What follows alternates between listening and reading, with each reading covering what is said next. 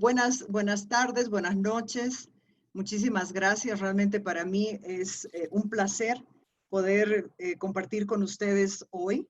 Este es un tema que venimos conversando con nuestro grupo de maestría hace muchos años y realmente nos faltaba esta oportunidad en el que yo pudiera plantear de una manera más redonda, más completa, un poco una visión de cómo tenemos que entender el tema de género cuando nos encontramos con él. Y como decía José Luis, nos encontramos con el tema de género todos los días, mujeres, hombres, estamos permanentemente expuestos ante una realidad y no nos damos cuenta cómo con nuestro comportamiento, con nuestras actitudes, con nuestras bromas, con nuestros chistes, podemos estar reforzando actitudes, prácticas que llevan a discriminar a un grupo respecto del otro. Y por eso realmente para mí es un honor poder hablar hoy con ustedes. Después, esta es como se dijo, esta es la 10ª presentación y quería empezar precisamente mostrándoles las 9 presentaciones anteriores y obviamente quiero aclarar que yo fui parte del proceso de identificar los temas y de las personas invitadas. Y bueno, lo primero que debería llamarnos la atención es que en el 10º conversatorio recién tenemos una expositora mujer y bueno, también va a hablar sobre temas de género. Entonces, yo creo que esa es una primera reflexión en la que tenemos que empezar a ver cómo incorporamos más mujeres en estos espacios, cómo promovemos la participación de más mujeres en estos espacios, porque en la sociedad somos la mitad y no necesariamente en instancias de representación y participación. Entonces, me parece esa una primera reflexión que quería compartir con ustedes, pero no me quiero quedar en simplemente el comentario, sino también que podamos ver cuáles fueron los 9 temas que hemos abordado y cómo esos 9 temas vamos a poderlos analizar desde una perspectiva de género. Entonces, para Igor y José Luis y algunos que nos han acompañado durante todos estos conversatorios, se acordarán que tuvimos una presentación de ética, hemos hablado de la transformación digital, bases territoriales, oportunidades de valor, la bolsa de valores, estrategia, liderazgo, relación empresa-empresa y ciencia de datos. En todos estos temas hay consideraciones de género que voy a compartir con ustedes la reflexión al final. Entonces, la idea es un poco llevarlos por muy rápidamente y de una manera muy básica. Recordemos algunos conceptos, ¿no? Y sobre el feminismo, de dónde viene, el análisis de género, qué quiere decir, para luego empezar a mirar cómo se han ido construyendo esas categorías de análisis y poder tener muy claro que cuando hablamos de desigualdades o cuando hablamos de cuáles son esos temas, esos grandes temas que afectan a las mujeres y que necesitamos garantizar para que puedan ejercer sus derechos, hablamos de lo que es la autonomía física, la económica y la toma de decisiones. Entonces, que podamos tener un marco conceptual que uno y el otro se complementan, son necesarios, son interdependientes, porque no hay una autonomía si no hay la otra. Y vamos a hablar un poquito de eso. Finalmente, para poderlo aplicar en este momento y poder entender cómo la pandemia está impactando a las mujeres, vamos a hablar de 3 dimensiones. Las mujeres en el área del cuidado, el trabajo y la economía del cuidado y la violencia en los espacios privados. Y al final, pues tratar de llegar a algunas conclusiones, hacer ese análisis que les había propuesto y ver cómo a partir de ahí podríamos empezar a trabajar algunos aspectos que todos y todas somos corresponsables. Todas y todas podemos y tenemos la responsabilidad de contribuir a la igualdad y lo podemos hacer desde nuestros diferentes ámbitos, desde nuestra casa, cómo trabajamos los temas con nuestros hijos, con nuestra pareja, en el ámbito del trabajo y en el ámbito de las políticas. Vamos a entonces, me van a tener un poquito de paciencia con mi computadora porque es a carbón, pero vamos a empezar a mirar algunos de estos conceptos. Y para trabajar la historia muy brevemente, y ahí tienen el link de una tesis doctoral que hace precisamente en uno de los capítulos una pequeña historiación. Donde vemos una primera ola, imagínense, estamos hablando desde 1792, donde ya esta autora, Mary Wollstonecraft, empieza a hablar de la vindicación de los derechos de la mujer Pero no perdamos de vista que en esta primera ola lo que se estaba hablando era de exigir para las mujeres iguales derechos y ciudadanía. Podemos hablar de una segunda ola, de nuevo, esto depende del historiador o la historiadora que lo quiera contar. En este caso, esta es la que yo escogí.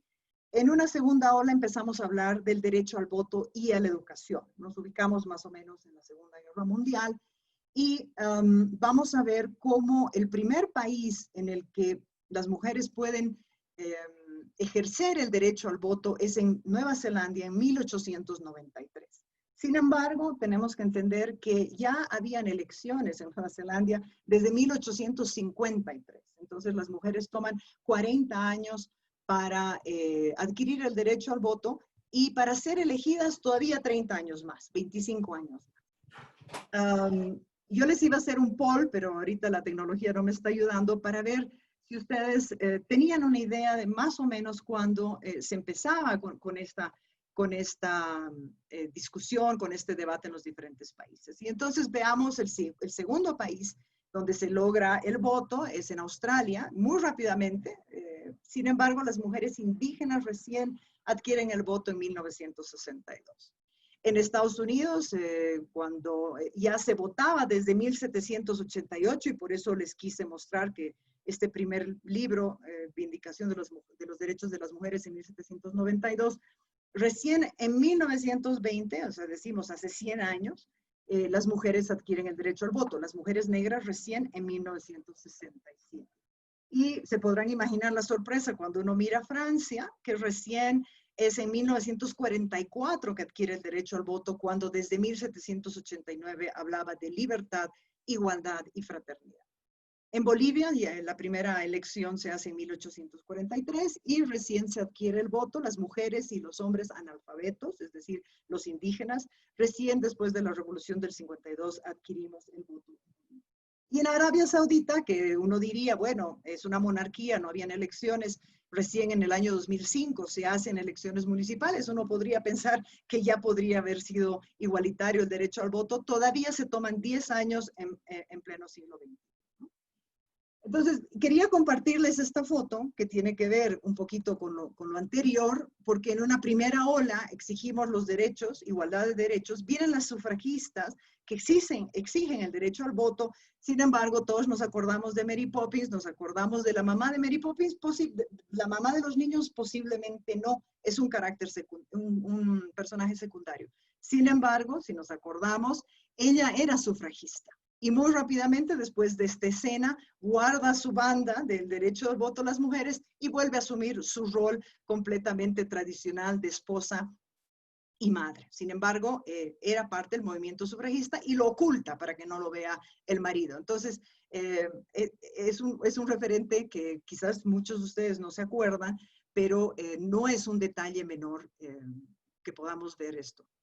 Ahora, ¿qué es lo que sucede? Porque lo que estamos buscando es una explicación. ¿Por qué es que tenemos una subordinación en que las mujeres tienen menos oportunidades, las mujeres tienen techos de cristal? Podemos hablar de muchos conceptos que ustedes han escuchado en diferentes momentos. Y entonces, la evolución en la teoría feminista o en la evolución de los derechos humanos, etcétera, empezamos a encontrar que la diferencia biológica, es decir, el sexo, ya no era suficiente para explicar la subordinación de género. Y uno de los textos también referentes importantes es de Simone de Beauvoir, El segundo sexo, ¿no? que nace en 1949 este libro, y empieza a hacer este análisis por qué las mujeres estamos en esta desventaja, ¿no? Y a mí me gustó rescatar este concepto para mí dice mucho, ¿no? El malestar que no tiene nombre. Todavía estábamos tratando de ponerle un nombre. ¿Por qué? Tratar de entender. Y empiezan a surgir ya conceptos como el patriarcado, se empieza a hablar de un sistema, se le empieza a dar se empieza a entender que la diferencia sexual, que era, ¿no?, simplemente biológica, ya empieza a cobrar un rol social y eso empieza a explicar esta diferencia. Entonces, Cuando escuchamos hablar de género, la gente se confunde, incluso se habla de que es una ideología, hay mucha debate con mis hijos no te metas, la ideología de género contrapuesta contra los principios religiosos de una y otra religión. En realidad, el género, por lo menos desde como yo lo planteo, es una categoría analítica, ¿no? Que lo que nos ayuda es a entender cómo se va forjando en el tiempo esta diferencia, ¿no? Y cómo se convierte esta diferencia que nosotros le atribuimos socialmente, empieza a ser la base de la discriminación y empieza a generar una subordinación de un sexo respecto de otro. Y entonces empieza a cobrar un carácter normativo. Así es, no lo podemos cuestionar, ¿no? Y cada uno de los sexos responde a una función en su espacio por estos postulados que los podemos llamar morales. Y luego, ¿cómo es que esto se reproduce? Porque esto se va afianzando en la sociedad. Si miramos sociedades anteriores, hace 100, 200, 300 años, posiblemente se hacía de una forma y de otra, ¿no? Entonces, se va socializando, la escuela, la iglesia, la familia, el Estado, la propia mujer va reproduciendo estos comportamientos, los va enseñando y los vamos mamando desde que nacemos, desde antes de nacer y estamos predeterminados. Y las propagandas, las películas, Netflix, todo eso nos va reforzando y lo va naturalizando, ¿no? Y entonces va creando esta apariencia de estas estructuras binarias como algo natural y entonces el concepto de género lo que hace es denunciar esa naturalización. Dicen, a ver un ratito, no hemos nacido con una cromosoma que nos hace menos inteligentes o con menos capacidad para poder tomar decisiones o participar en la vida pública o la situación que nos esté generando una discriminación. Para terminar esta parte, entonces, para que ustedes vean cómo esto ha ido evolucionando también en el tiempo, en los 70 hablábamos de mujeres y desarrollo.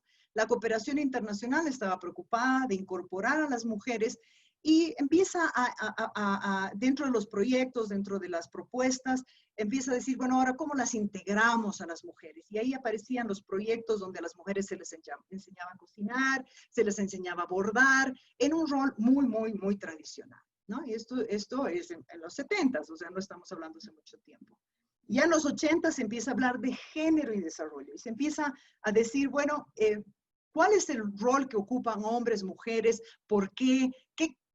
¿Cómo impacta esto en sus posibilidades de cambiar su situación, su vida, etcétera, ¿no?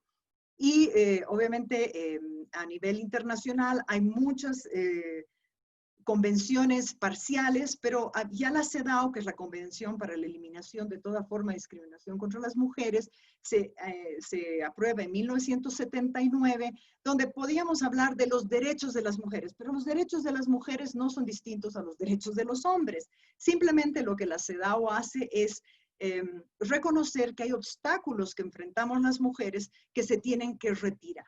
Entonces, por eso es la Convención para la Eliminación de toda forma de discriminación contra las mujeres. Lamentablemente, la CEDAW no incorpora la dimensión de la violencia, porque eso sí generó un debate tremendo en la Asamblea General y no se hubiera podido aprobar la convención si es que se mantenía el tema de violencia dentro de los postulados. Entonces, el tema de violencia se lo trata aparte y hay otros instrumentos internacionales donde se aborda la violencia, pero la CEDAW también está mirando, el comité de la CEDAW, qué está sucediendo con la violencia como un mecanismo que impide el avance de las mujeres. Y algo que yo siempre explicaba en las clases, ¿verdad? Las necesidades básicas y las necesidades estratégicas. A veces nos preocupamos mucho por darles a las mujeres algunas cosas, pero no les cambiamos significativamente la vida.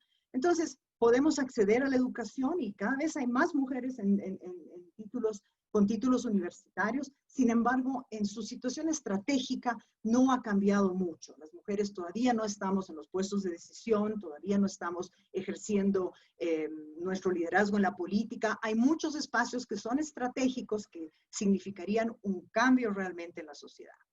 Y luego, bueno, podemos ver la condición, situación y posición de las mujeres. A veces hablamos de la mujer como que fuera una sola y realmente tenemos que reconocer que hay una diversidad, ¿verdad? Las mujeres somos diversas y por eso no podemos hablar de un solo tipo de mujer. Y finalmente, como les decía en un principio, la autonomía física, la autonomía económica y la autonomía de la toma de decisiones y cómo se relacionen entre ellas. Entonces, en la autonomía física, básicamente estamos diciendo que las mujeres puedan decidir sobre su cuerpo, cuántos hijos tener, cuándo tenerlos, tener acceso a información, tener acceso también a servicios de salud sexual y reproductiva.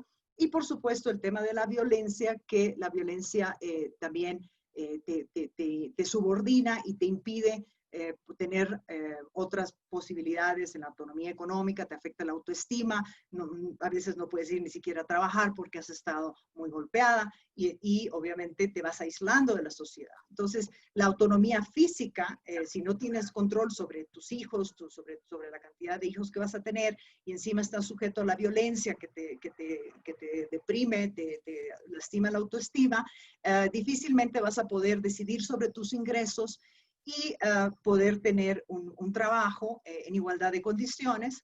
Y aquí, en el tema económico, hablamos del uso del tiempo, ¿no? No solamente el trabajo productivo que hacemos en la calle donde ganamos dinero, sino el trabajo que hacemos dentro de la casa donde nos toca a veces jugar estos dos roles y ahora en la pandemia lo vamos a mencionar un poco. Y finalmente, todo el tema de la participación y representación, donde Bolivia tiene una ley para lo de la paridad y alternancia que ha logrado una mayor cantidad de mujeres en el Congreso. Sin embargo, todavía las mujeres estaban en puestos subordinados, estaban en puestos no muy visibles, no necesariamente estaban con una agenda para trabajar por las mujeres, y eso está bien, no todas las mujeres tenemos que ser feministas, pero cómo se veía la representación de las mujeres dentro de los diferentes espacios. Y ahora, después de todo lo que ha pasado, hemos visto dos mujeres que estaban ahí detrás de bambalinas y una vez que se les dio la oportunidad, están ahora brillando, para algunos para bien, para otros para mal, pero están tomando decisiones y están en espacios que de no haber existido esa ley difícilmente hubiéramos tenido la posibilidad de mujeres en el ejercicio de la política. Otro concepto importante que muchas veces nos confundimos es cuando tenemos sexo y cuando tenemos género, ¿sí? Sexo es biológico, eso se puede cuestionar, qué es ser hombre, qué es ser mujer. Ahora hay un tema de identidad donde tú dices, bueno, yo nací hombre, pero me siento mujer. Sin embargo, los indicadores, cuando tú los levantas, preguntas, y hasta ahora, lamentablemente, no hay otra opción, preguntas si eres hombre, si eres mujer, y a partir de ahí puedes desagregar los datos. Sin embargo, el análisis de género ya es entender la dinámica de estos indicadores que te están empezando a hablar si es que tú los buscas, si es que tú escudriñas y empiezas a decir, bueno, el 72% de los hombres son jefes de hogar y el 27% de las mujeres son jefas de hogar, y esta cifra ha ido aumentando. Tú podrías decir, bueno, en Bolivia se está progresando, cada vez hay más mujeres jefas de hogar. Sin embargo, cuando ya tienes los lentes de género bien puestos, dices, a ver, veamos qué tipo de hogar están las mujeres jefaturizando.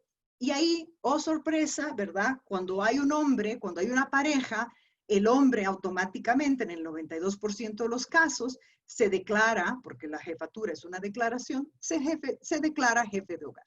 Sin embargo, las mujeres son jefas de hogar en el 80% de los hogares donde solamente hay un adulto. Entonces, de todos los hogares que solamente hay un adulto, es ahí recién cuando las mujeres se declaran jefas de hogar.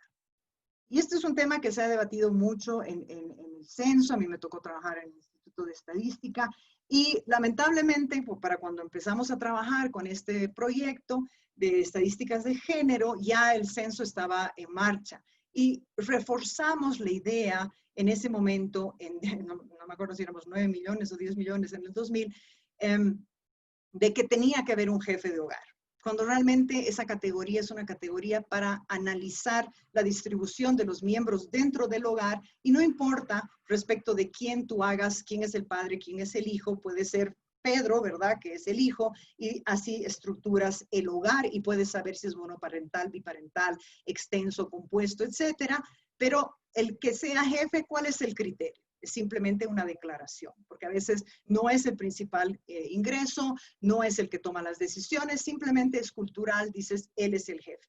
Y les puedo dar muchísimos ejemplos de las discusiones que se hicieron durante el censo para tratar de cambiar ya en el momento de levantar la encuesta, ¿no? Bueno, ¿qué pasaba antes de COVID? ¿Cuáles eran los datos que veíamos en lo que se refiere a la autonomía física? Para que nos quede bien claro de qué estamos hablando. Estamos hablando que 2 de cada 10 mujeres declararon en una encuesta de la Coordinadora de la Mujer en el 2014 que tenían relaciones sexuales por miedo y 3 de cada 10 tenían relaciones sexuales por obligación. Y entonces, ¿qué autonomía física estamos hablando? ¿Verdad? ¿En qué momento tú puedes decidir sobre tu propio cuerpo? Y esas eran las preguntas que se hacían con estas encuestas. 1 de cada 10 ha tenido una primera relación sexual de forma obligada y bueno, los datos aquí hay que tener un poquito cuidado porque depende de las edades, pero en tierras bajas, 7 de cada 10 mujeres entre 12 y 16 años habían tenido relaciones sexuales de forma obligada y 9 de cada 10 entre 12 y 21, o sea que no son comparables, habían tenido su primera relación sexual de manera obligada. 3 de cada 10 mujeres ya estuvieron embarazadas antes de los 19 años.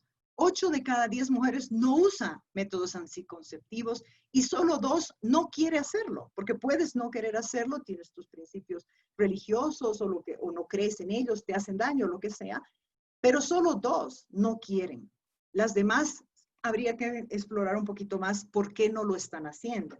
No deben tener la información, no tienen acceso, etc. Solo 4 eligen la cantidad de hijos que quieren tener.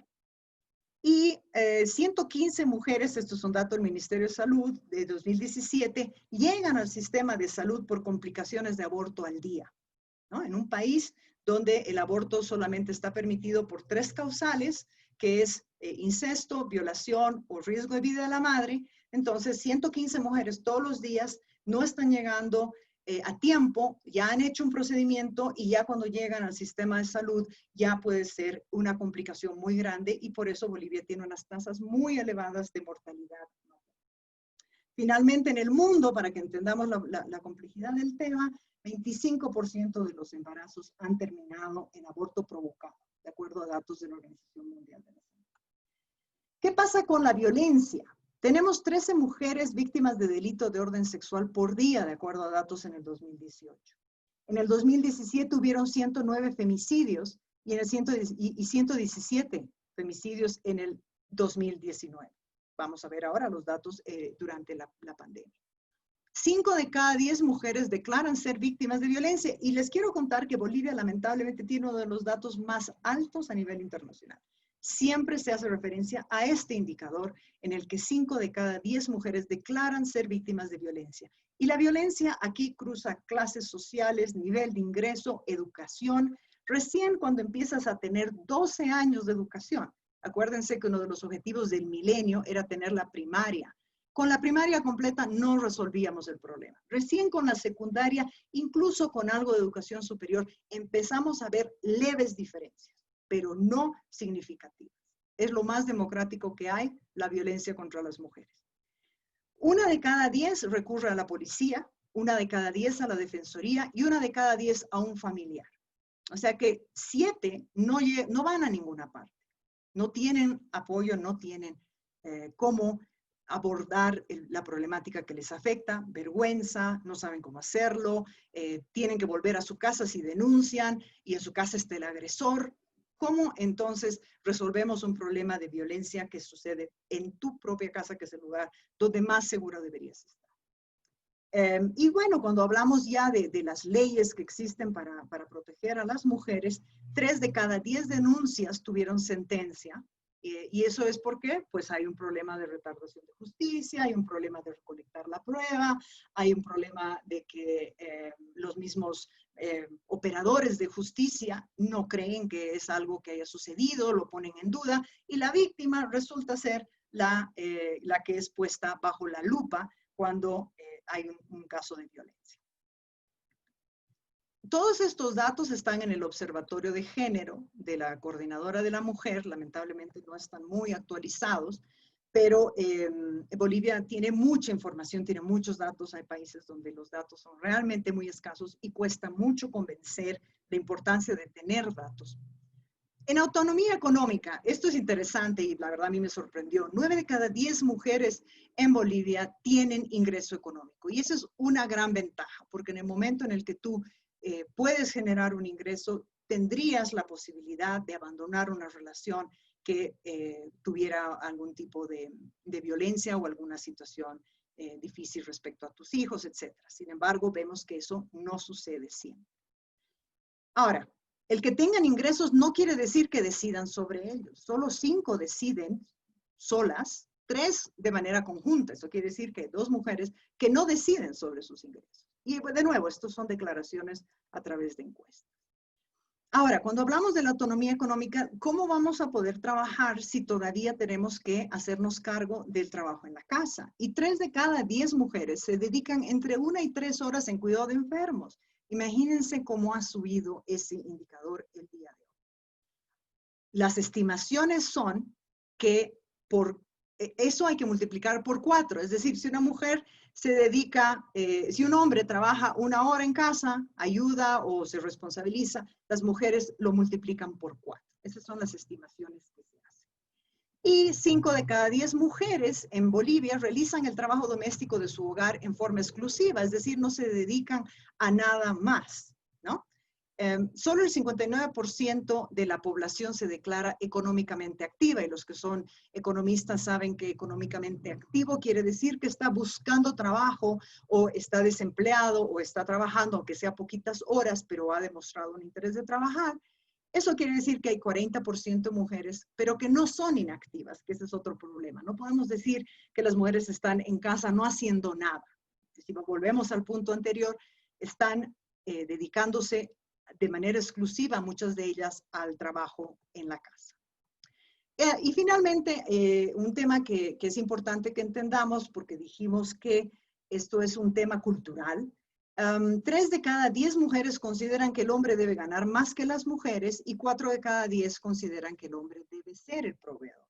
Entonces, esto también pone mucha presión sobre los hombres y cuando hablamos de género tenemos que entender cómo estas categorías o cómo estas percepciones afectan también a los hombres. Y los hombres no es que no mueren, mueren y mueren mucho más, pero mueren en manos de personas desconocidas. Las mujeres mueren a manos de personas conocidas. O los hombres mueren de infarto y se pensaba que antes las mujeres no les daba infarto, ¿verdad? O no sufrían de estrés, porque claro, las mujeres no estábamos en el ámbito público ni trabajando, entonces manejábamos de otra manera nuestro estrés, pero ahora se ha visto que no es un problema genético, sino que es un problema de estrés. Y a veces los hombres, pues con mucha claridad, se les quita a los hijos, no se los deja, hay situaciones muy complicadas en relación a la tutela de los niños y también comportamientos que los hombres toman mayores riesgos, etcétera, que les hace daño a su salud. Así que cuando usamos la categoría de género, estamos viendo también que eso no es tan favorable para los hombres. En algunos temas sí, pero en otros no. Y tenemos muchos ejemplos que posiblemente los dejen para nosotros. Bueno, entonces, ante esta situación, con la participación política, decíamos que 4 de cada 10 mujeres señalan que no pueden participar porque no tienen tiempo. 2 de cada 10 dicen que su marido no les da permiso. Y 7 de cada 10 dicen, ¿para qué? Si no me van a elegir de todas maneras, ¿sí? No tengo oportunidad. Y fíjense el último, 6 de cada 10 dicen, las mismas mujeres dicen que las mujeres que se involucran en la política descuidan a sus responsabilidades como esposas. Entonces hay una censura social también alrededor de eso. Aún así, desde el 56 han habido 3 candidatas y algunas ministras desde el voto universal. Lamentablemente, cuando las sumas todas, no llega más del 7%. Ahora, y estoy segura que esta puede ser un tema de debate, la aprobación de la ley de paridad y alternancia. Ahora tenemos mujeres en el Congreso, tenemos mujeres alcaldesas, pero todavía miren el desbalance, ¿no? En 339 solo tenemos 28 mujeres alcaldesas Como les dije, el 53% de diputados son mujeres, pero no necesariamente estaban en espacios decidiendo, ¿verdad?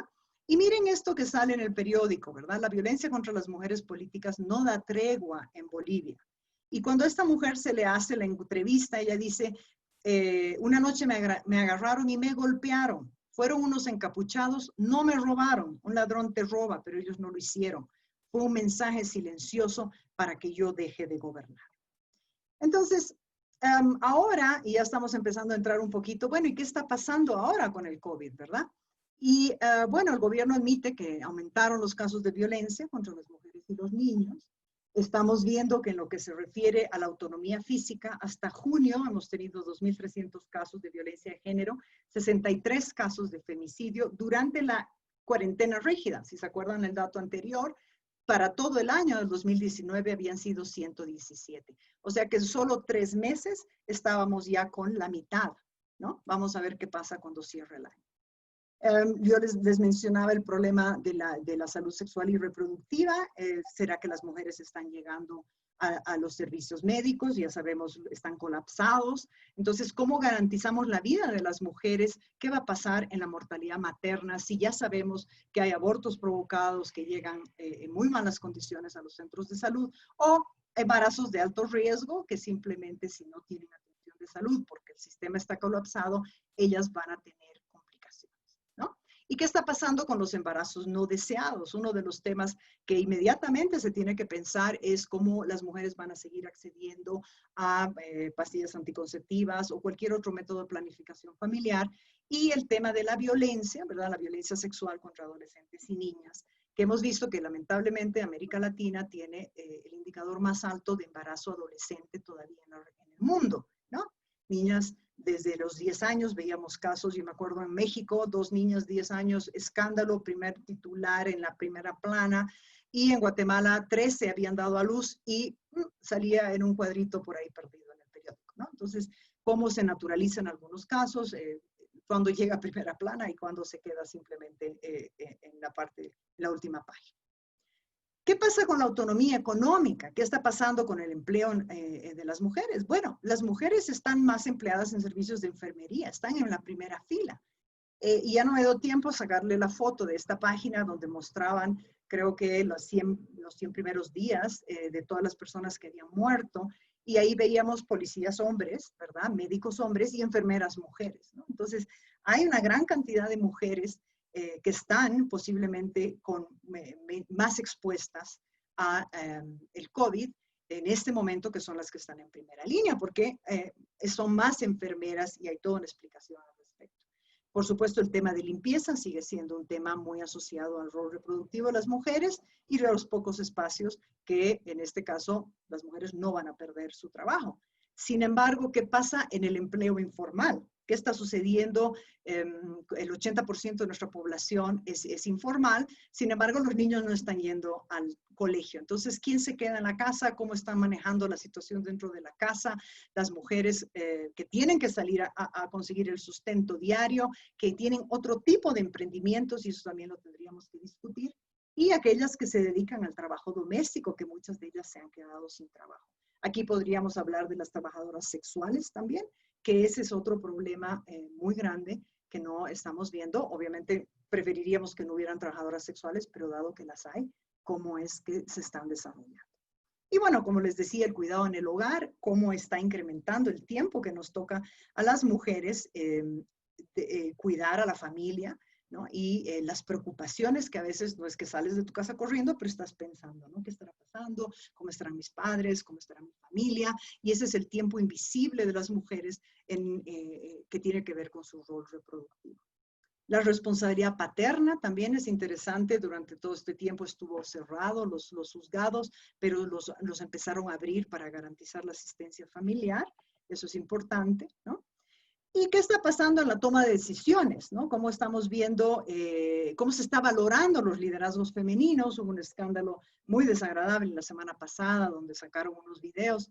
Yo esperaría, ¿verdad?, que nadie le haya dado mucha importancia a eso, pero hay gente que estuvieron detrás de eso y ahora la critican a la presidenta de la Asamblea porque está promoviendo una ley que penalice la difusión de videos de ese carácter. Y entonces hay toda una controversia, ¿no? Entonces ahí es el famoso damn if you do, damn if you don't. Y cómo se está valorando, cómo se valora a la presidenta, cómo se valora su entorno. Si se acuerdan, y Juan Manuel escribió un artículo sobre mujeres y economía, los asesores de la presidenta, ¿verdad? Una sola mujer, puro hombres. ¿Y qué está pasando en los partidos políticos y las candidaturas? Pues de acuerdo a los datos oficiales, tenemos solo 8 organizaciones políticas, una organización política que cumplió con la paridad. Las otras 8 no cumplieron. Bueno, entonces, para ir terminando, teniendo un poco una idea de dónde venimos, ¿verdad? ¿Cuáles son los problemas que se han ido identificando y cómo ha ido evolucionando la demanda de los derechos de las mujeres? Cómo los roles que asignamos a los hombres y a las mujeres se van modificando con el tiempo, y eso es bueno, porque eso quiere decir que los podemos cambiar también de manera positiva. ¿Cómo estos 9 temas que nos han presentado tiene que ver, ¿no? ¿Qué tiene que ver la ética con el análisis de género? Bueno, con Gerardo no lo alcanzamos a presentar cuando hicimos esa presentación, pero él ha hecho estudios para ver si hay diferencia en la conducta de hombres y mujeres, ¿no? Ahora, ¿será eso importante? ¿Por qué los hombres nos comportamos, las mujeres diferente? Pues a mí me tocó hacer una consultoría para la Aduana Nacional hace muchos años, precisamente para cómo incorporar el análisis de género en la Aduana Nacional. Y lo primero que me dijeron es, a nosotros nos encanta contemplar mujeres, solo queremos mujeres en la aduana, porque las mujeres son más honestas. Y a mí me asustó, porque digo yo, en el momento en el que consideramos que las mujeres son más honestas, ¿qué pasa si es deshonesta? ¿Cómo la valora la sociedad? Y entonces, ojalá nadie fuera deshonesto, ¿verdad? Pero si una mujer es deshonesta, te destrozan. Te destrozan, pero sin piedad. En cambio, los hombres todavía pueden pelear la dignidad. Y aquí les cuento una pequeñísima anécdota, si se acuerdan de alcaldes y alcaldesas que han sido perseguidos por actos de corrupción. No estoy diciendo si lo hicieron o no lo hicieron, solamente estoy hablando de la forma en que se hizo. Me acuerdo de uno que en la televisión se remangaba las mangas y decía que me vengan a demostrar si son hombres y empezando a amenazar a golpes. Y a la mujer, o a las 2 mujeres que ustedes conocen, entraron a la calle, a la cárcel, como decimos en Monopolio, sin pasar por boca. O sea, rapidito entraron a la cárcel y muerte civil, ¿verdad? Entonces, ¿será que las mujeres somos más honestas? Si lo somos, qué bueno, pero miren el lado negativo de que cuando no lo somos, ¿cómo somos tratadas? ¿No? La transformación digital, hemos hablado un poco de eso. Bueno, resulta que hace rato que venimos diciendo las mujeres estamos viendo una nueva forma de analfabetismo, ¿no? Una nueva forma de brecha entre hombres y mujeres en el acceso a la tecnología de la información. ¿Cómo podemos considerar algo de esto? ¿Y qué pasa con la dinámica de hombres y mujeres? ¿Cómo se mueven en los municipios, en los territorios, en las áreas urbanas? ¿Cuáles son los comportamientos? ¿Por qué lo hacen? ¿Quién se queda? ¿Quién viaja? ¿El hombre sale? ¿Viene? Fíjense un detalle que no es menor. Bolivia tiene el servicio militar obligatorio. Y hace muchos años, cuando yo estudiaba este tema, los hombres tenían una posibilidad de salir de su comunidad a través del servicio militar obligatorio. No es que yo esté a favor, estoy absolutamente en contra, pero era una oportunidad de ciudadanía, ¿no? Niños que posiblemente habían ido hasta el 3º o 4º de primaria, de repente salían de su comunidad y podían tener más información, empezaban a aprender, volvían a su comunidad con una posición social distinta. Las mujeres no. Y con esto no estoy diciendo que debería haber servicio militar obligatorio para las mujeres. Simplemente les estoy dando un ejemplo de las dinámicas poblacionales y cómo son distintas entre hombres y mujeres. Lamentablemente no lo pude escuchar a mi querido amigo Horacio, pero digamos que esto fue lo que él planteó en el turismo. Alcancé a escuchar la última parte. ¿Será que hay sesgos de género? ¿Será que las mujeres y los hombres en esa industria, si esa es la que queremos promover, tienen roles diferentes? ¿Qué niveles de ingreso tienen? ¿Cómo se insertan? ¿Qué tipo de facilidades vamos a construir para que ese sea un sector pujante en el país? ¿Y cómo entendemos la dinámica al interior entre hombres y mujeres? Lo dejo como pregunta. La bolsa de valores también, Javier, obviamente, no espero que Javier dé esa respuesta, pero la pregunta es el acceso al financiamiento, ¿verdad? Y cómo la bolsa de valores puede o no promover algún tipo de líneas de crédito que se amolden a las diferentes características que tienen hombres y mujeres. Y no voy a decir que unas sean mejores, otras sean peores, simplemente entendamos que hay diferencias. Bueno, estrategia, hay diferente tipo de empresas, la aversión al riesgo, las mujeres no hipotecan ni para hacer partidos políticos ni para construir empresa, tienen menos posibilidad de hipotecar su casa, ¿no? El riesgo, quizás son más conservadoras, no lo sé, pero veamos si hay diferentes formas de hacer estrategia, si eres hombre, si eres mujer, o con qué mirada vienes tú al mundo de los negocios, ¿no? El liderazgo, lo mismo, masculino y femenino, una mujer autoritaria, firme, se la ve mal, ¿verdad? Y una mujer que cumple los roles de hacer consensos, que nadie dice que eso sea malo, pero ya se la ve débil, ¿no? Entonces, valoramos de la misma manera a un jefe hombre, a una jefe mujer, cómo vemos las carreras profesionales, cómo asumimos el liderazgo. Bueno, en relaciones empresa-empresa, a mí me causó gracia y solo voy a hacer esto, ¿verdad? Le dedicaron bastante tiempo a Siri versus Nacho, ¿verdad? Siri es un navegador mujer, o un whatever, y Nacho, ¿no? Entonces, ¿por qué siempre son mujeres? Es interesante. ¿Por qué quieres escuchar la voz de una mujer cuando entras a una página o prefieres escuchar la voz de un hombre? Se los dejo ahí simplemente como datito. Y bueno, la ciencia de los datos, ¿no? ¿Cómo analizamos los datos? Qué importante es entender estas dinámicas de género para mirar los números y sacar conclusiones. Y la ciencia de los datos normalmente está más asociada a una carrera masculina, ¿no? Hay menos mujeres en ingeniería, creo que ahora hay más, pero creo que hasta 1980 la Facultad de Ingeniería no tenía baño para mujeres. Simplemente para que tengan una idea.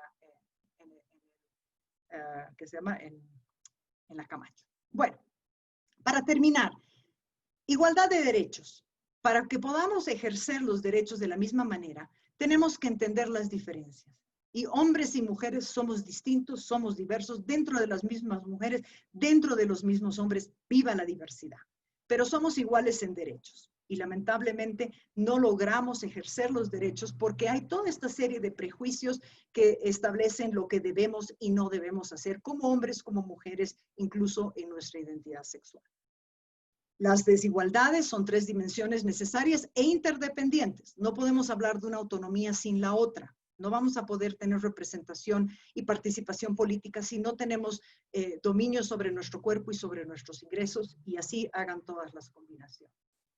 En este momento, que el COVID lo que ha hecho es abrir simplemente los problemas. Por los problemas que habían, si se fijan bien, son los mismos, no han cambiado, simplemente nos hacen abrir los ojos y decir, wow, esto había estado sucediendo, ¿qué hacemos para resolverlo? Entonces, miremos esas dimensiones y ahora que estamos hablando de políticas públicas, estamos hablando de rediseño del Estado, estamos hablando de muchos temas a nivel global, recordemos que hay que romper este ciclo. No podemos reconstruir las cosas como antes y es una oportunidad para construir mejor y diferente. Y finalmente, como les he demostrado un poquito y muy rápidamente, en todos los ámbitos, no importa en el ámbito en el que estén, si ustedes miran y se ponen los lentes de género, van a ver dónde estamos quizás nosotros asumiendo sesgos y discriminando, a veces sin querer, a veces sin intención. No lo entendemos, son cambios profundos que nos llevan a nosotros a cuestionarnos nosotros mismos en nuestra propia relación con nuestras hijas, con nuestros hijos, con nuestra pareja y con nuestra sociedad. Entonces, todos podemos hacer este cambio, no todos nos tenemos que declarar feministas después de esta conferencia, pero sí podemos ser un poquito más atentos a estos problemas que están enfrentando la mayoría de las mujeres, estamos enfrentando todas.